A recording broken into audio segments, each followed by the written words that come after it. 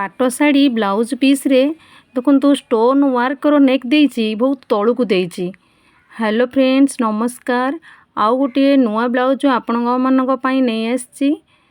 Blouse T देखंतु मु round neck करिछि, पोटली बॉटम राउंड रे लगेइछि, केमती तलू को लगेइछि माने न्यू लुक ब्लाउज रे उठे आसीबो। आ दुई साइड रे मो स्टोन नेक टी काटी की दुई साइड रे पार्ट पार्ट करी पकेइछि।